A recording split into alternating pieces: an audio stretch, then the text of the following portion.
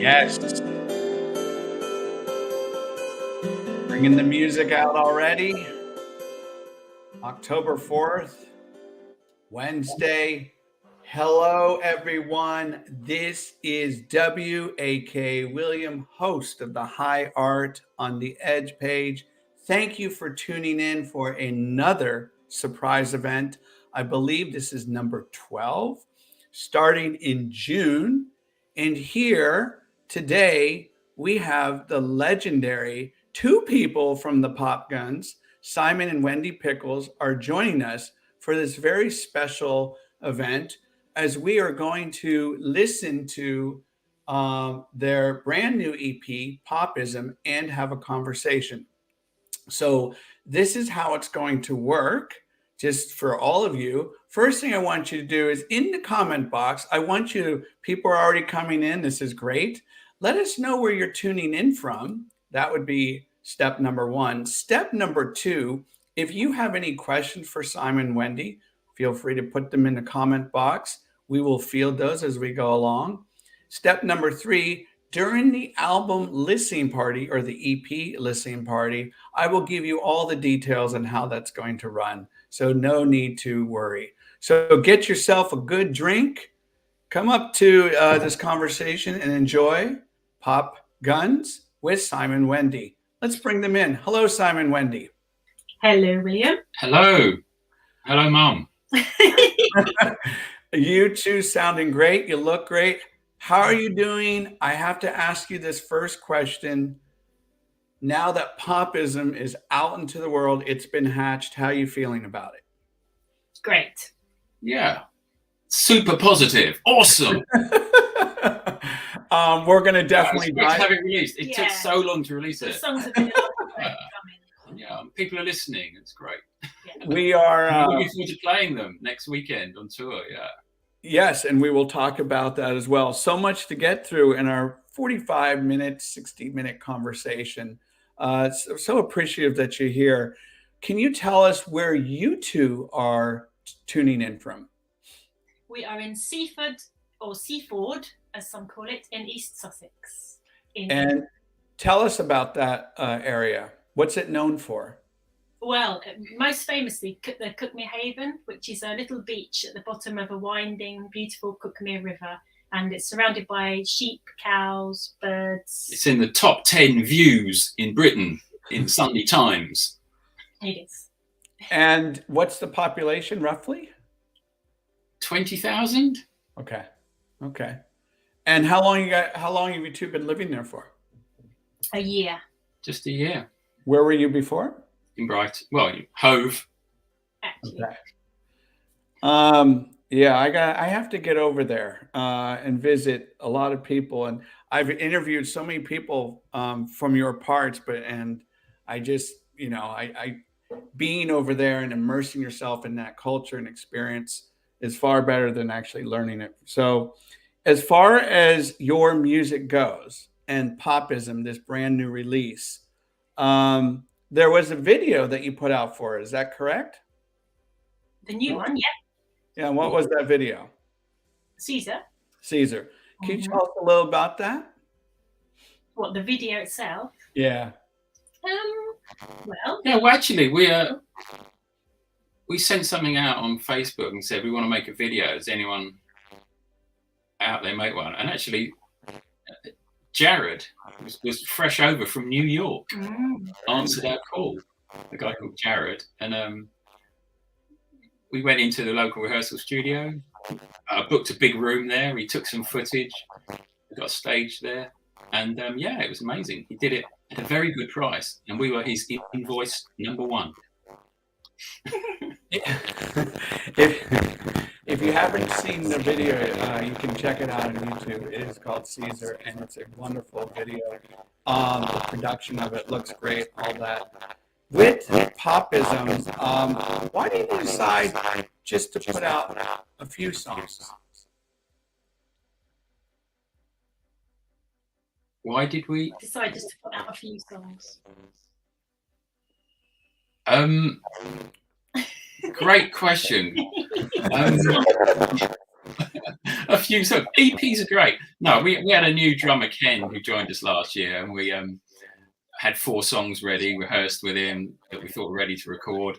But and we hadn't put anything out for like 3 or 4 years, and we didn't want to wait another like 6 months to develop another 8 songs. So we wanted to get on with it and put something out. We didn't have a full album ready, rehearsed. We've got about 30 songs written, but I think also we felt that those 4 songs went quite well together. Yeah. It's it's a wonderful, and again, after speaking with many artists, the trend right now seems to be shifting from full-length albums being dropped and put out into the world, and now singles, EPs seem to be the common application of this way of promoting their work. Would you say that's true?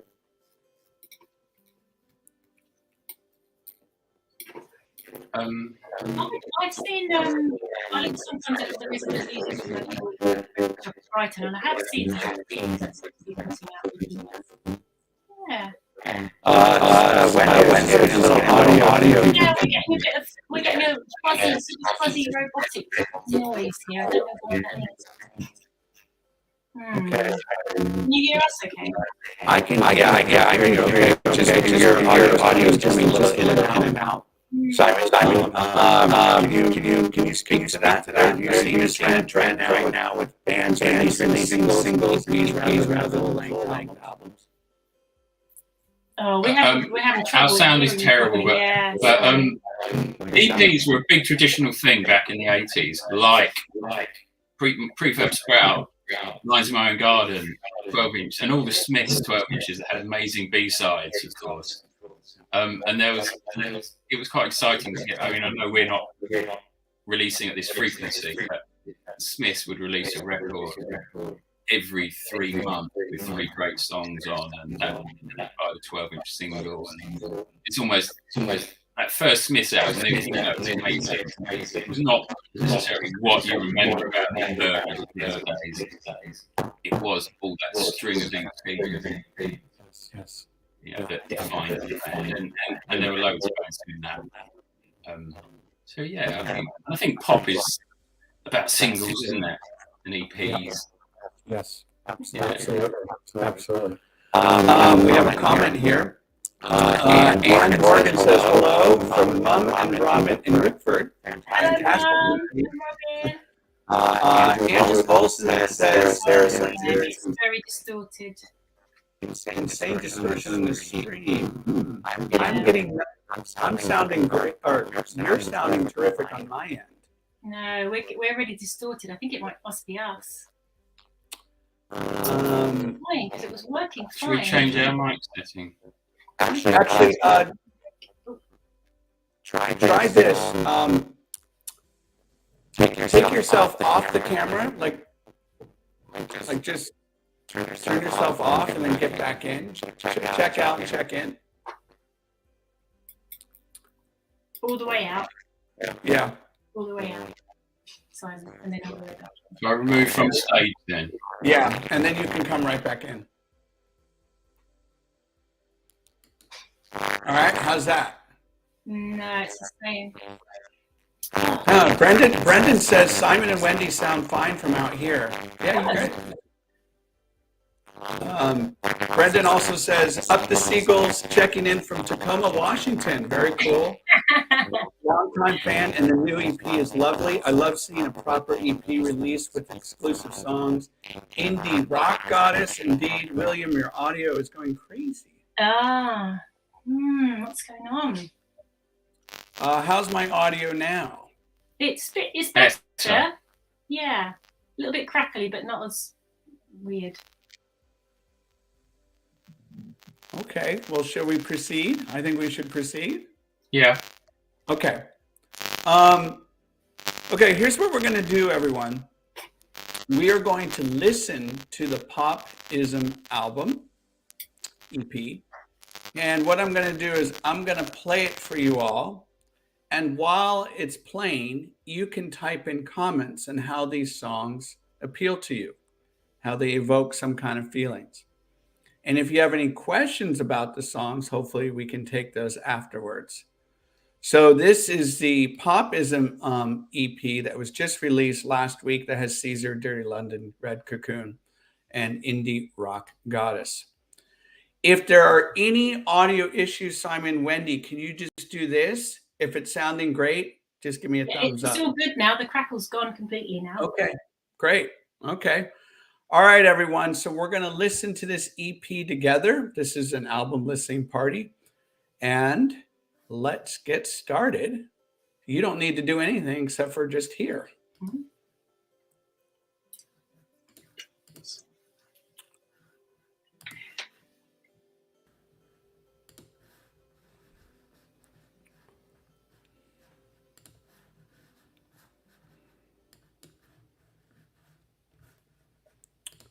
Here we go.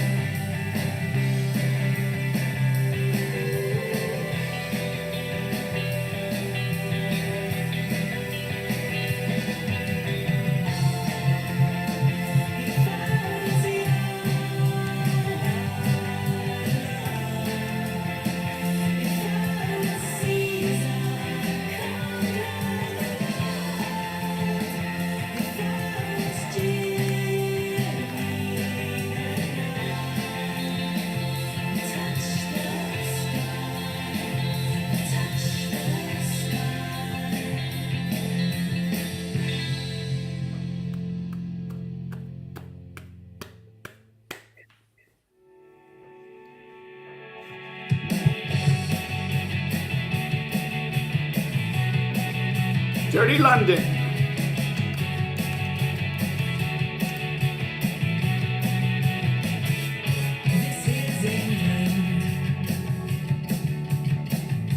Wanna be money.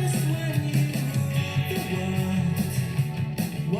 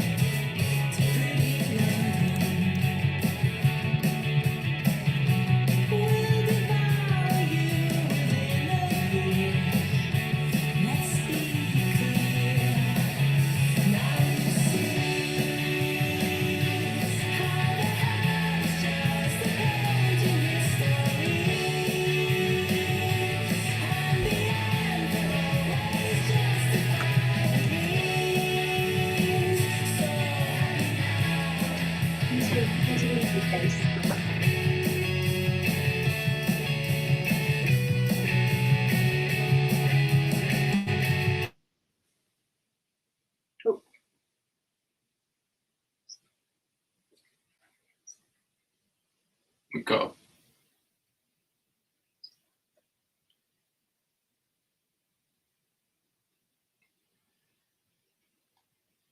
it's not playing.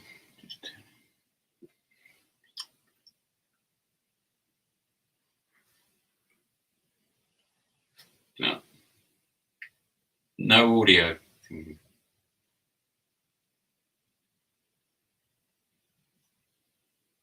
You can't see.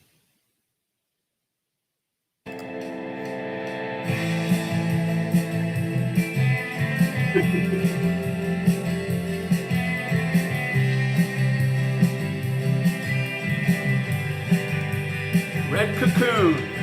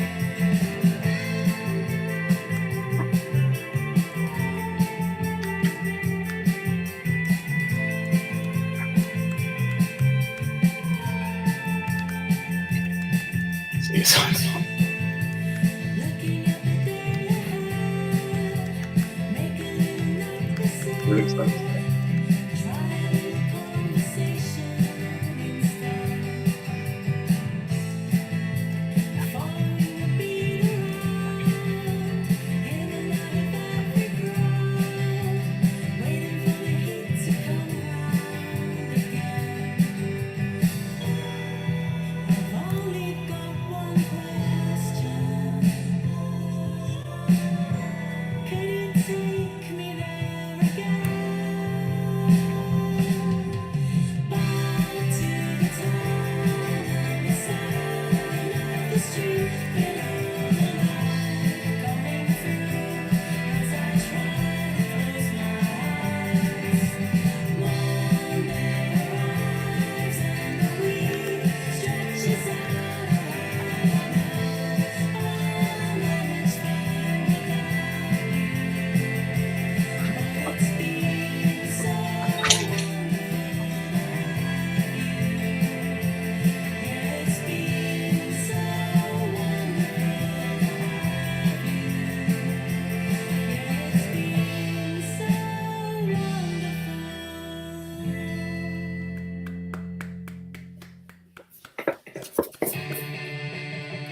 Turn it up.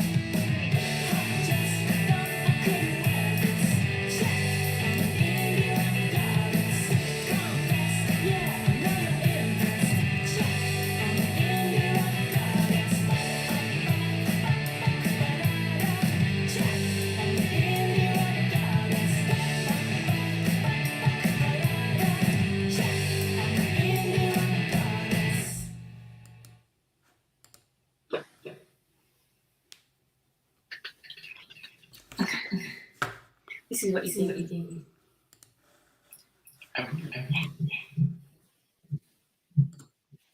Okay. Yoo-hoo! That was fun. Oh, Brendan, thank you. You nailed it, in and out with nothing wasted. So good. Thank you so much for that 4-track EP, Popism. How'd that sound to you? It sounds like the greatest record ever made. I like that T-shirt. That's a great T-shirt. Let's talk about this album. And thank you, everyone, for tuning in. My name is William, host of the High Art on the Edge. I'm here with Simon and Wendy Pickles from the Popguns. We just had an album EP listening party with the Popism 4-track. So you can grab this on Spotify, Bandcamp.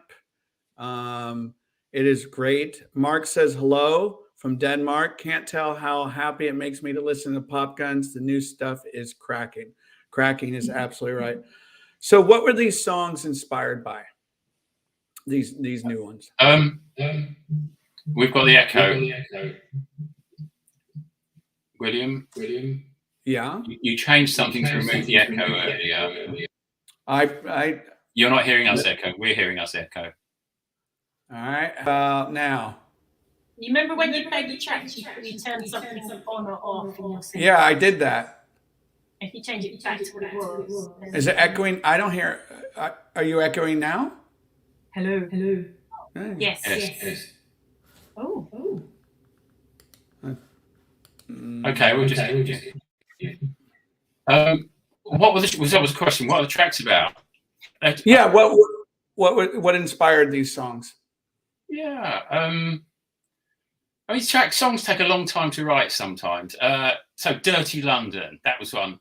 It's actually inspired by when I was working in London for HMRC and walked to work every day across St James's Park. And you pass the statue of Clive of India. And then I was going into office working with like a few Indian IT workers. And I was wondering, well, what's that like for them?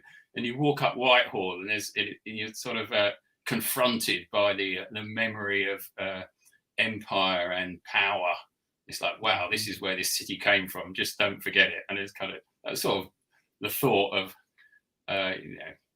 anybody, whether they come from Liverpool to work in London or Brighton or India or South Africa or Australia, kind of gets confronted with that history, and which is obviously not 100% a positive history, but it's interesting.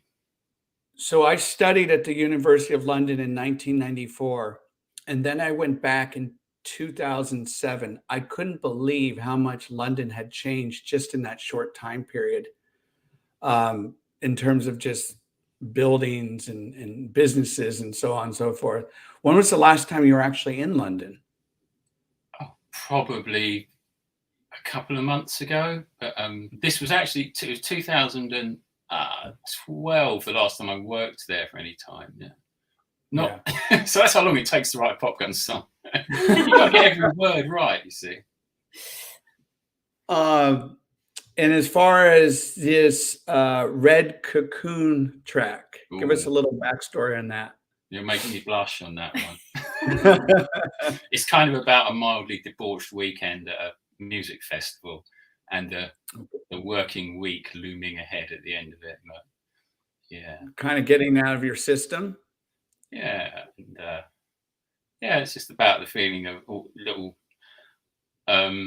moments and the little things that happen there, and like, what's the chorus at the end? It's been so wonderful to have you. Yeah, it's like Monday arrives, and the week stretches out. The week stretches out ahead. I know I'll manage fine without you. Memories of the festival. With the arrangements of these songs, and just kind of, if you want to give us a little bit of your creative process, I'd love to know more about how you go about when the seeds are planted. What kind of happens next? Yeah, it's quite a long process from the song being written to actually what it ends up like on the record, and it may change a great deal, and it may change not that much. So almost always I just play around on the acoustic guitar, find a tune I like, maybe a line comes into your head. I always think that any great song has a key line that you remember, lyric and melody, and then spend about the next 2 years trying to get every other line right in the song. And then I do a demo of it to the band, and I think, that's a great demo, I've arranged that song perfectly. And then the rest of the band say, no, we want to change it completely. And all my great guitar parts get ditched. And sure. So someone was saying on the feed earlier, what a great riff at the start of Dirty London. I had an even better riff than that. But Greg came up with that one. I'm sure you have a whole library of riffs just ready to go. Simon, give us a little bit of your background and how music came about for you. And was that inspired by maybe an aunt, an uncle, a mom, dad? When did music start to take form and shape in your life? I think, I grew up in the 1970s in suburban England, about 30, 40 miles from London. And we didn't have a lot of records in the house. In those days, we had a few records, which are the ones you'd play, including my first record I can remember listening to is the classic Jungle Book, of which I bought again on vinyl a few years ago. Wait, you mean this one? Yeah. And so that's probably my first memory of listening to music at home. And you had to have the record to listen to the songs then. And it had some of the soundtrack on it as well, so you listen to the story a bit. And then other records we had at home, this is what first, I'll jump forward. My dad had a lot of jazz records. I remember we had a 7-inch of Take 5. And we had the Beatles, Sgt. Pepper on cassette. I can remember a few records, but also probably the record that first got me into writing songs that we had at home was Simon and Garfunkel's Greatest Hits and Simon and Garfunkel's Bridge Over Troubled Water. And I got a chords book for those and learned the chords. And that's what probably started me playing guitar and writing songs. Did you ever take guitar lessons? Or was this kind of more self-taught? No, I didn't. No. Okay. No, it's just, I don't think that's that uncommon, really. Yeah, right. Wendy, give us a little bit about your background and how music came into your life. I mean, it's always been there as far as I remember. I think it could be a false memory, but I think I remember seeing the Beatles. All You Need Is Love. You know, they did the live thing of it in 1967. But I would have been 2, so maybe I don't remember it. But I just, in my brain, I think maybe I remember watching that. But yeah, we have music playing all the time in our house. It was largely Elton John, so I'm a huge Elton John fan because of that. But lots of other stuff. But like Simon, we didn't have that many actual records, but we used to have lots of taped records that we taped from other people. So there's a large cassette library. So I would have my little cassette player and go in my room, and I think there were 3 or 4 Beatles albums that we had on cassette. I had Help, Sgt. Pepper, Abbey Road. I think I listened to those round and round an awful lot. But I was just, into pop music. I mean, as I said earlier, this was my first record that I remember owning that was kind of mine, which is Donny Osmond's Too Young, because I was in love with Donny, of course. And then a bit later on, this was the first album that I remember using my own money to buy, which is, who knew John Travolta had an album, right? Sandy by John Travolta. So it was pop music, and I was really into the Bay City Rollers. I had the tartan around the bottom of, I don't know if they made it to America, but I had the tartan around the bottom of my jeans, and just basically pop music. Cut to a few years later, the first time I went round to Wendy's house, she was playing bass along to Sound Effects by the Jam.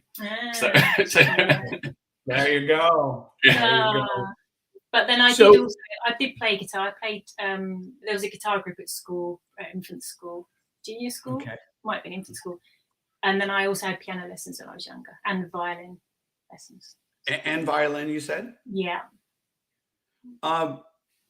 Do you have right now, or while you were growing up, did you have any other hobbies, other pursuits other than music that you were really interested in? Either one of you? No, I don't. I just reading. I mean, I love books, reading books and watching telly. Reading books and watching telly, that were my main things. But no, not into anything else really, just music. What about you? Oh, football. Me now? Well, what do I do now? No, 90% of the time. No, when I was young, I'm probably So when I was probably as a boy up to age 14, football was all I was interested in. Music. It was at that age of like 13, 14 that music started to become a bit more important. It became, the playground. Some kids were into some music, some kids were into other music. And I remember once we got to 15 and we had a youth club room on Thursday lunchtimes where we could play records, and they had to split up the 2 gangs of kids, because there was the the rude boys who wanted to play the specials, etc. And then there was the heavies. This is what I was 15, who wanted to play Led Zeppelin and Black Sabbath or Scorpions. And I'm afraid I was in the heavies at that point for a short while, even though I loved the Jam. But no, I'm also massively into fishing. Oh, That would surprise you. Really? Like what kind of fishing? Like fly fishing? So when I was about 12, I started fishing, and but now I fish in the sea. Really, from off Brighton and Seaford. From the beach, late at night sometimes. And okay, Simon, I'm going to ask you a very silly question then. How are fishing and creating music similar? What pleasures attention do you to want detail. Okay. Of course. All right. Like everything. Yeah. You have to refine your techniques and choose your bait and your words carefully and put them just in the right place, and you will succeed. Well, deep sea fishing and I are not friends. Sorry. I can't handle that turbulence. No, thanks. No, I don't go on boats. Wendy, do you go out with him? No, I don't eat them either. So, yeah, that's where I like that. Tell us a little bit about, just real quickly, the formation of Popguns. Whoever wants to answer that. So, our infancy was out in. I studied in 1985, 6 in France at university for a year, a city called Nantes, and Pat was out there with me, the bass player in the Popguns, and that was just in the infancy of the C86 scene, of course, and there was a kind of philosophy of popism around getting back to melodies and simple, unambiguous lyrics and simple songs with strong melodies, and which had been a kind of, which had been made to feel a little bit worthless, I think, with the rise of art rock and things, and a lot of bands wanted. It came out of punk a bit as well. The idea that we can make simple, great melodic pop music that is just as good with and there were songs like the Altered Images. What's the song? See Those Eyes and I Could Be Happy. Blondie songs that were really pop songs, but they were still credible because they were honest and true. And so that was the thing. The Jesus and Mary Chain were coming out, who had a bit of that about them, kind of melody with noise. And so we started messing about, making our own tunes. And when we got back to Brighton the next year, we decided to start a band and got other people involved. We had a singer who Jenny, who joined us for a while, but then Wendy came around. Wendy was somebody I knew. Hey, somebody I used to know. Yeah. So we caught up and I said, "Hey, I got some songs. You want to?" But Greg, so Simon and I met at sixth form when we were 17 because we grew up in the same area, and Greg was in the year above us at sixth form, and we didn't really like each other, did we? At sixth form, I don't think.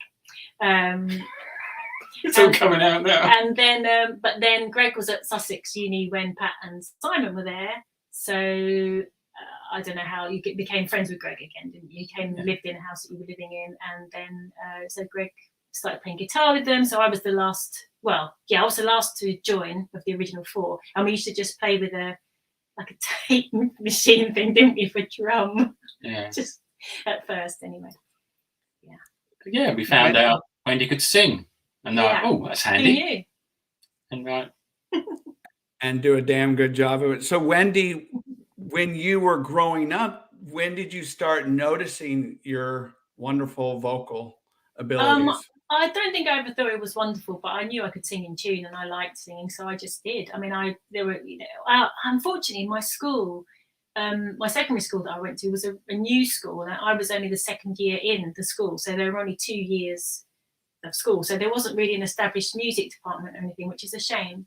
But there was a little choir, and I used to sing at concerts and play, some of the music concerts at school. But I just used to really sing on my own in my bedroom most of the time with my guitar. We have a question here. Actually, we have some comments. I'm just going to read. Andrew says, it's so good to have the Popguns still releasing new stuff. This EP might be the best stuff since they reformed. Looking forward to Liverpool. Zainab, I hope I'm pronouncing your name. Zainab, yeah. Zainab, she says, City and Bank inventing so people could stash the compensation they got for giving up their slaves. Same with Industrial Revolution. Definitely Dirty London.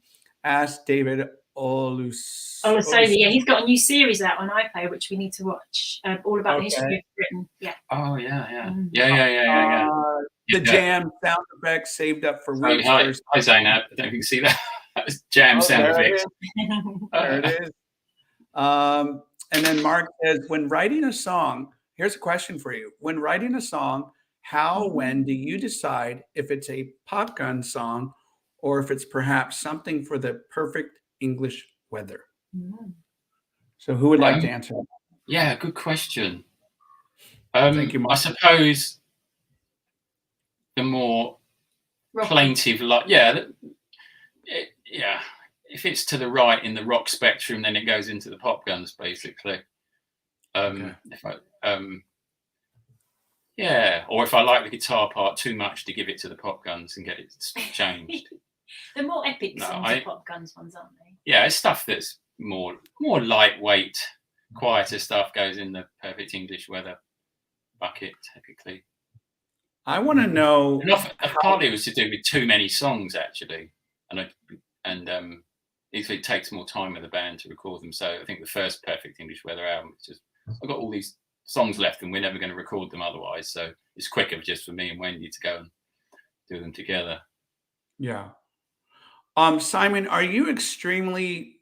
You mentioned in fishing attention to detail. Are you overly meticulous? Can you just spend hours and hours and hours going fine, the fine tooth comb to the point where like, oh, I just can't do anymore? Like, what's your kind of approach to that?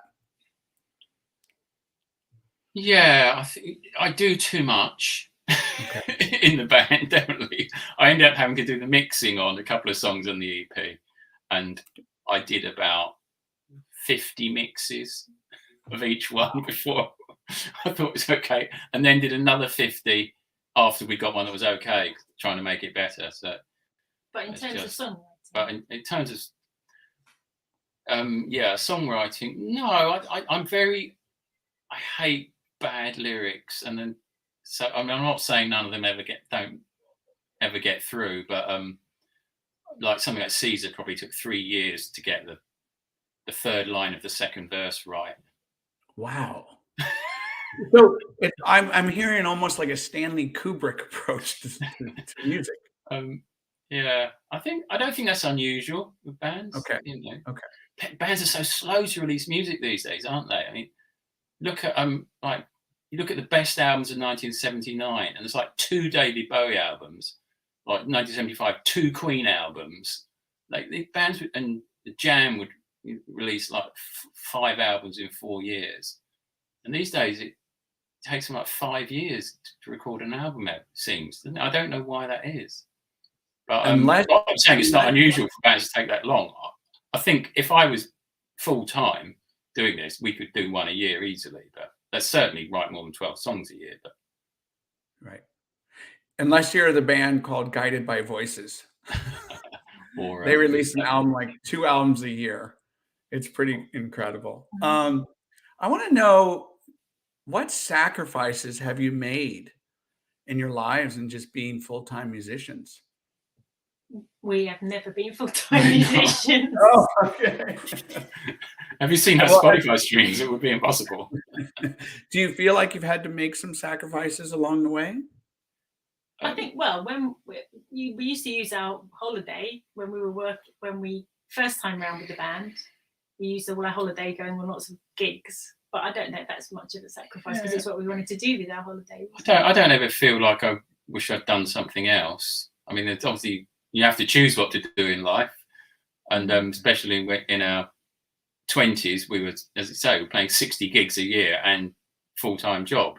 It doesn't give you much time to do much else, but you make that choice. And then we stopped in 1995, probably because of that. And Wendy and I had children and lived a different life for 15 years or whatever, because it would have been too much. But then when you get a bit more time in your hands later on. I want to segue, since you just mentioned that word gigs. I want to talk about gigging and concerts, performing live. What is that experience like for you? And we can obviously, I want you to talk about some upcoming shows that you have. Do you enjoy touring still? Yeah, I love playing gigs.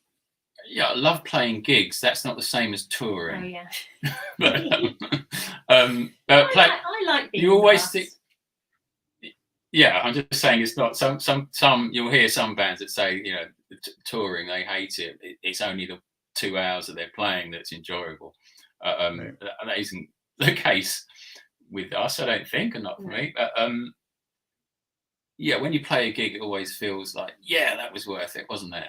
That's why we do it. But there's a lot of times leading up to it, all the work that's required, that you think, oh, is it really worth it?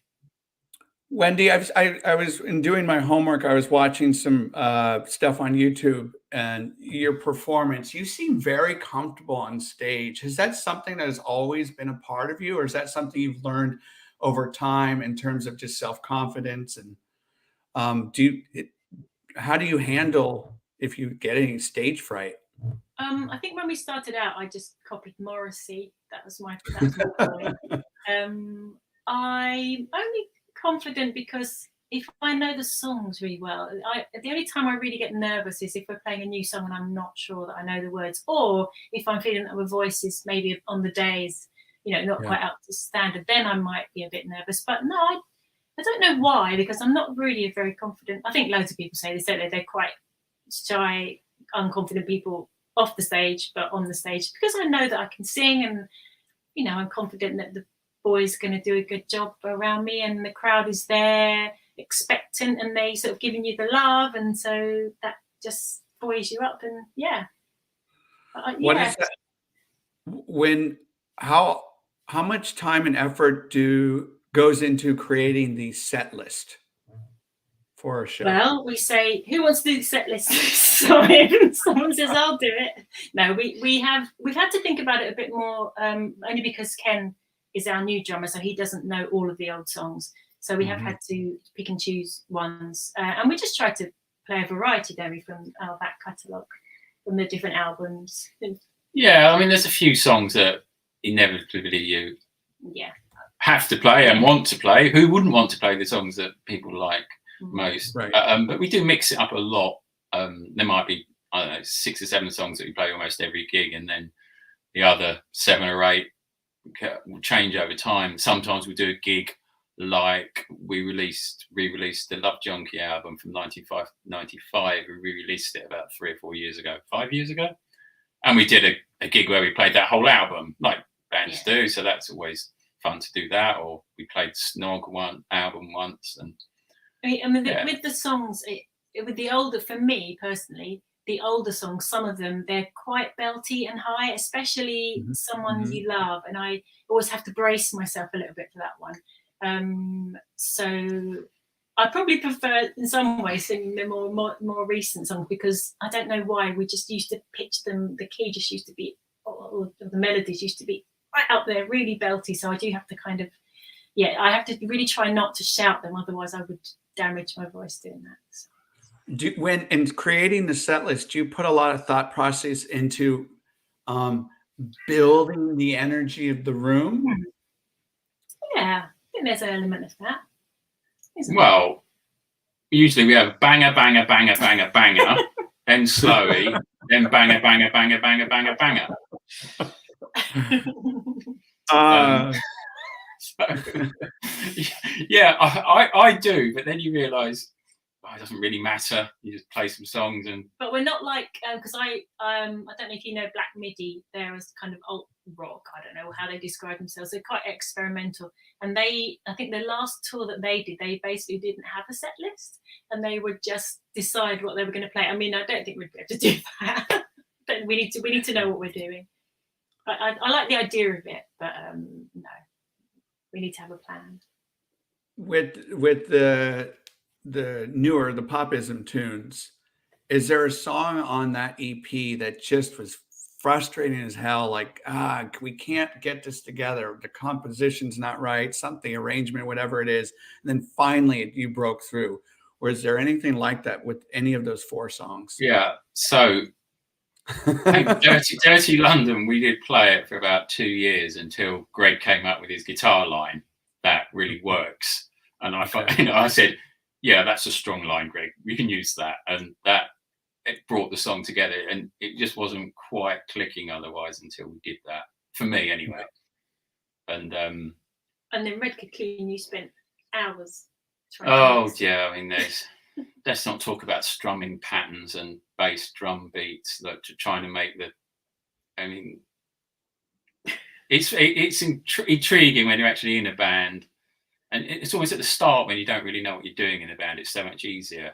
And then you start, when you've been going for years, you start studying records you like and how the bass guitar works with the bass drum and what kind of bass drum pattern you need for the chorus, and then what rhythm guitar strumming pattern, and it drives you mad.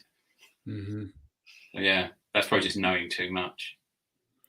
Andrew says, speaking of bangers, I hope Long Way to Fall makes the set list. Oh. And then what's the biggest age group following you now? Are people bringing grandchildren just about? We do. Yeah, I mean, obviously, Not I grandchildren, also. children. Please, yeah. No, I work. This won't surprise anyone. I work as a data analyst, and so I get my Spotify data now, so I could tell you exactly what our listening age group is. And it's not. I mean, it's mainly 45 to 60 age group, but it is about 20% females under 30, which is, that's not. Yeah, because our son, when our son Thomas went to York Uni, and one of his friends was a Popguns fan, and then she didn't know that that we were his parents, so that's quite fun. There are some young people out there. So I've never seen you live other than what I've seen on YouTube and stuff like that. What can people expect at a Popgun show? Noise, raw power. Yeah, we're quite a raw live, and we play all the big tunes basically. There's a reasonable amount of singing along as well. And be prepared to sing along to Bye Bye Baby, which is and a bit of moshing to that too. It's a live favourite. Yeah. Off the Snog album. Mark says, can't wait to see you in London next week. I'm bringing my wife for her first Popguns gig. My kids are big fans too. Anne says they are brilliant live. So that's my mom. Being in San Francisco, have you played in San Francisco before? We haven't. We've only played in New York. New York, okay. Once. So when are you coming to the Bay Area? Oh, wouldn't that be nice? Well, as you said, the record company that put our vinyl out, or put out the most recent stuff of ours out, and this vinyl is based in Santa Barbara. So it's Santa Barbara. Okay. Yeah. We have just a few more questions here. My name is William, host of the High Art on the Edge page here, speaking with Simon and Wendy from the Popguns. So if you have a question, go ahead, put it in the comments box. Are there any more, speaking of gigs, can you tell us what's coming up for you in terms of shows? Yes. Next weekend, we are going on a mini tour, 3 dates in a row. Saturday, the 7th of October, we are in Bristol at the Thunderbolt. Then we're driving all the way out to Glasgow, Hug and Pint, to play on Sunday night, the 8th, and then down to Liverpool Monday night, the 9th, which is John Lennon's birthday, to play at Casimir Stockroom. And we should have done a Beatles cover, but we didn't do it, did we? And then we're in London on the 12th. London on the 12th, Thursday the 12th. So all the main trading ports of the British Empire, basically, Bristol, Glasgow, Liverpool and London. All your favorites, Simon. Yeah. And then we've got a couple of weeks break, and then we're 26th, we're playing at Nottingham Chameleon. Yeah. And then the Friday 27th, Lewis Con Club, which is near to us. Yeah. So almost a home gig. And then some bands that may be opening up for you? Landy Hecht is playing with us in Lewis, who we're delighted to have. She's a young woman who's brilliant. She was in a band called the Muncie Girls, and she's a solo artist now. Okay. She actually put us on in Exeter a couple of years ago, which was ace. So that would be great.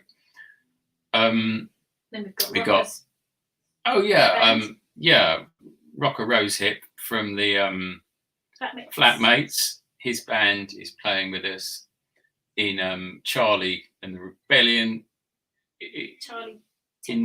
Charlie Tipper Rebellion.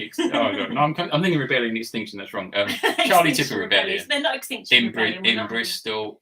Irene and the Disappointments, are a great Liverpool sort of dream pop band in Liverpool. Don't know about Glasgow, we don't know. No, we do. Or Jodie and the Germs. Jodie and the Germs again in London. Yeah. Olga says, looking forward to hearing all the new stuff live at the Con Club gig. Yeah, that's in Lewis, just up the road from us. Okay. Yeah. And how big is that venue? 150 capacity. Yeah, very nice. Yeah, who did we see there? We saw an Elvis tribute band there last week. Yeah. That's the kind of town, Lucy. No, it's not. No, it's not. But it was. But also, yeah, there are some good. There's loads of good bands play there. Lots of old punk bands play there, actually. They do. I have 2 more questions here. I want you to tell the audience and me a very memorable concert you went to when you were younger or last year or whenever. Just a memorable concert. Yeah, for me, the Jam at the Cliffs Pavilion. Oh, that was great. In Southend. They was like #1 in the chart, and they were doing a warm-up gig. And it was one of the days where you actually went to the venue and queued up. We queued up there at like 10 o'clock in the morning, like 3rd in the queue, and then got to the gig an hour before the doors opened and rushed to the front of the stage and stood there for 2 or 3 hours before they came on. And yeah, and that was only about like an 800 capacity venue, and the Jam were a massive band at #1 in the charts at the time. So yeah. What about for you, Wendy? From back in the old days, I think it was probably only because I nearly died. I felt like I did. The Smiths at Brixton. Well, I don't know if it's Brixton Academy or Kilburn National now. But when they had the Romeo and Juliet overture music as their opening music, and as soon as that music started, I think it must have been the Queen is Dead tour. Everyone just surged forward, and I just thought I was going to die. I was squished and squashed, and I had to claw my way out of it. So I remember that gig for that moment, really. But more recently, I'm a big fan of Richard Dawson, who's a very strange folk, alt, weird singer-songwriter from Newcastle. And I saw him at the Barbican, and his latest album, which is called The Ruby Chord, the opening track is 41 minutes long. So he played the whole of the Ruby Chord album, including this almost 40, they played almost all of it, like about 35-minute long song at the start. And that was amazing, yeah. The Smiths, never saw them. Man, that was this. Oh. I've seen Morrissey several times. Does that count? Yeah. Annie actually showed up. Annie stayed the entire show. Do you know we went to see him in Athens and he didn't come? He didn't show. No. Although, yeah, that was another of my top gigs was Morrissey at Brighton Dome, probably in 1991, which was that he had it seated stupidly, and the crowd was sat down, just piled over the seats and ripped the seats out, and crushed down the front of the stage. And that was the kind of how mad a Morrissey concert was like in those days. Oh, and I still got a ripped shirt from that gig. So yeah, I wonder if that was for the Kill Uncle tour. Yeah, it was the next one. It was the next one. And that was on the Kill Uncle tour. We went to see him in Hamburg, and I had a cassette of Popguns stuff, and handed it in to the box office with a note saying like we've come over from England on the coach. You handed it to him. Did I hand it to him outside the gig beforehand? Yeah, he handed it to him, and then I put a note on saying we've come over from England on the coach. Blah blah blah blah blah. And so in his set, he goes, I would like to say hello to, and then he sings a couple of songs, and then he goes, England, Wendy, and that was amazing. I've never heard him give a shout out to anyone before, so that was actually that's probably my most memorable gig. Yeah. Very nice moment for you. It was amazing. So I've done a lot of these interviews with varied genres of music, but when it comes to indie pop music,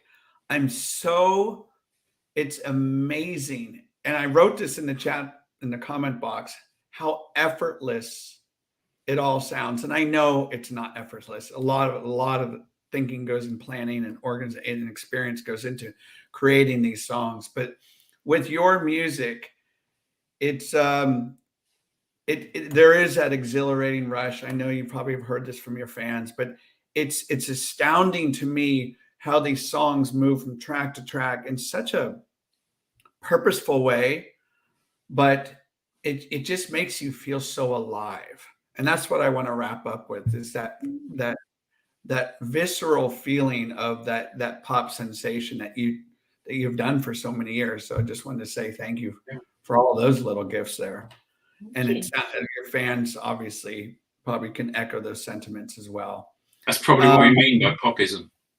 There you go. Okay, so what is after the tour? So what is coming down the line for the Popguns? Anything else? We've got quite a few songs, haven't we, that we haven't recorded yet? Yes. So working on those new songs, I think. Yeah, our record company, Matinee, is demanding a new album next year. So, okay, all right, we'll keep our eyes out for that. and where, last question: will you still be rocking in your care homes in the future? Oh yeah. What would you choose In our to chairs, play? in our rocking chairs. In your rocking chair, love it.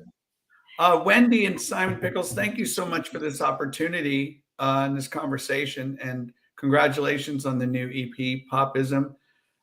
For those of you that are lucky enough and fortunate to go see them live, have a great time. I'm sure we'll hear and see on Facebook, Twitter, or Instagram that experience. So yeah, thanks again, everyone. My name is W, host of the High Art on the Edge page. Big round of applause to Simon and Wendy from the Popguns. Thank you so much. Oh, Yeah. thank you And, so much for thank inviting you, us. William. And Simon, Wendy, if you don't mind just for staying on for a second after I hit end stream, I just need to have you, there's something that's going to be uploaded here. So I just want to tell you all about that. And Yeah. Lee says all the best for the gigs. Thank you, Lee. Thank you, everyone, for tuning in. Thank you, everybody. Brendan, you're right. Popguns rule. Take care, everyone. Bye, Mom. Thank you. Bye.